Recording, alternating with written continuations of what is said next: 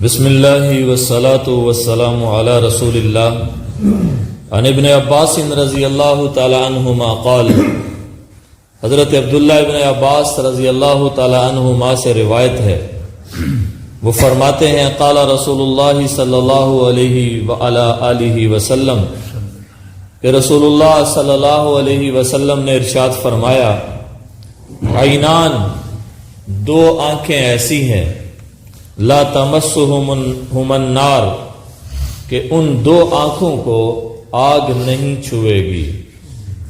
عین، ایک وہ آنکھ، بکت من خشیت اللہ، جو اللہ کے خوف سے روئے، وعین، اور دوسری وہ آنکھ، تحرس فی سبیل اللہ، جو اللہ کے راستے میں پہرا دے۔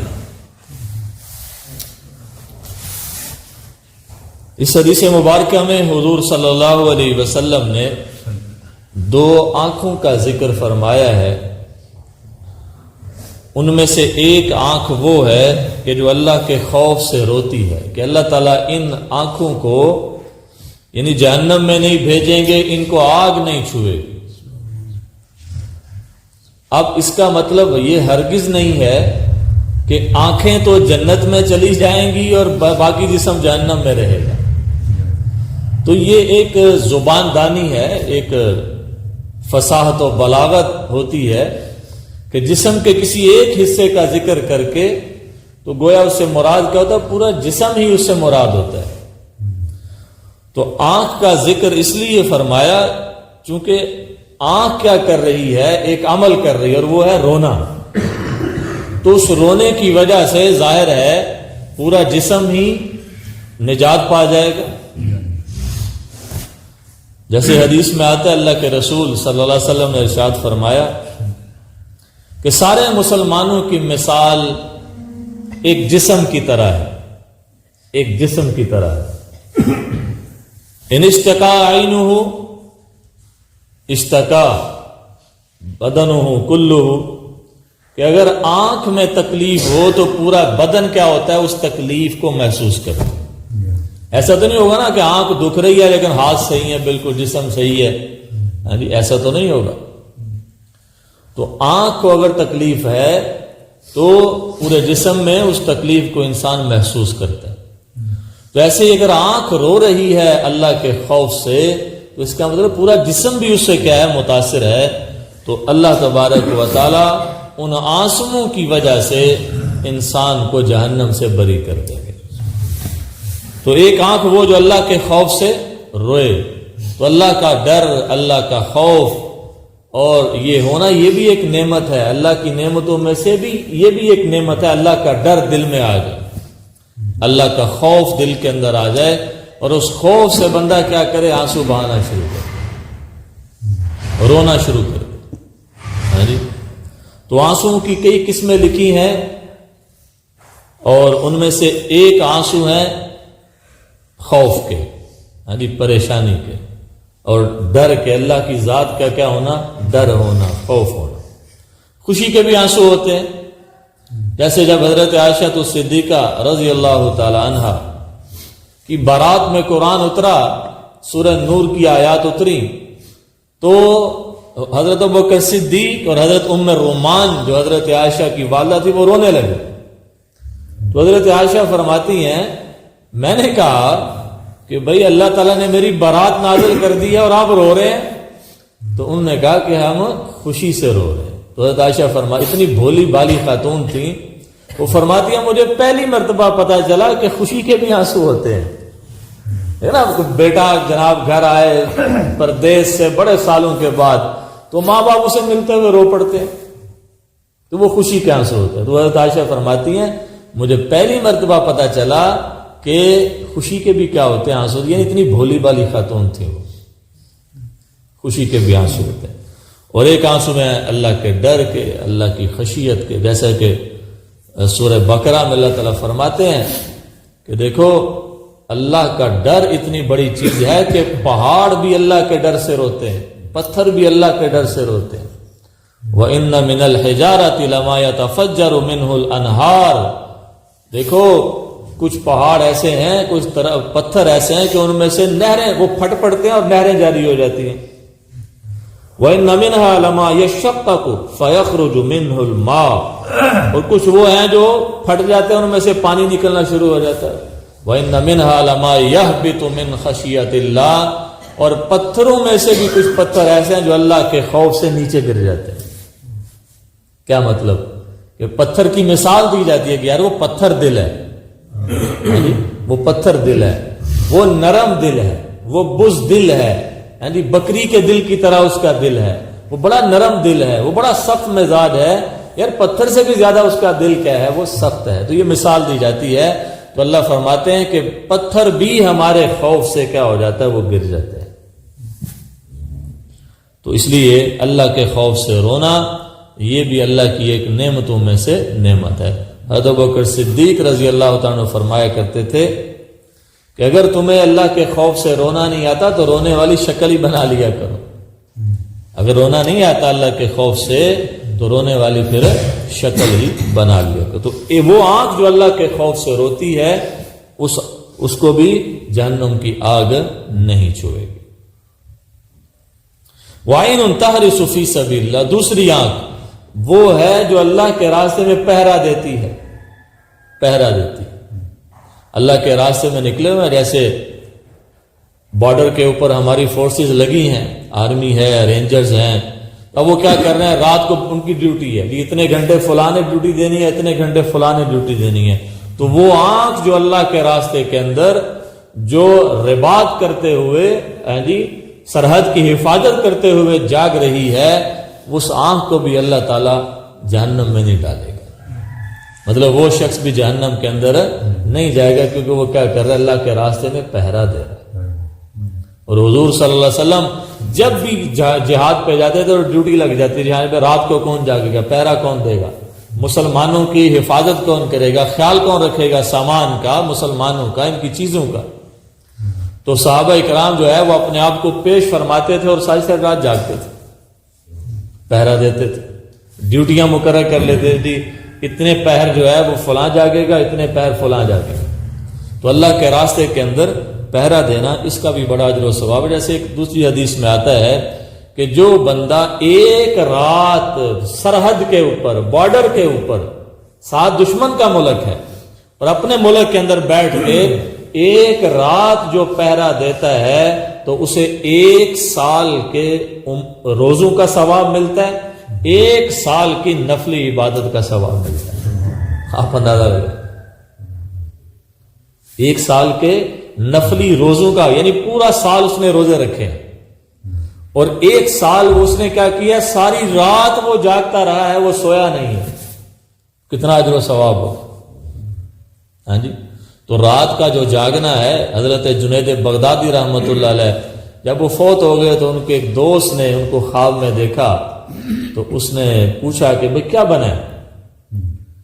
انہوں نے کہا وہ جتنے چلے کاٹے تھے، جتنی ریاستیں کی تھیں، وہ ساری اللہ تعالیٰ نے ایک طرف رکھ دی. اللہ تعالیٰ نا وہ جون سی چیز چاہے قبول کر لے، جس چیز کو چاہے چلو بھائی لے جاؤ اسے. اسی کا نام تو الصمد ذات ہے. الصمد بے نیاز، بے نیاز. حضور صلی اللہ علیہ وسلم جن کو اتنی بشارتیں ملی، آپ جو روتے تھے نا، جو تڑپ اٹھتے تھے، پریشان ہو جاتے تھے، وہ اس وجہ سے کہ اللہ بے نیاز ہے.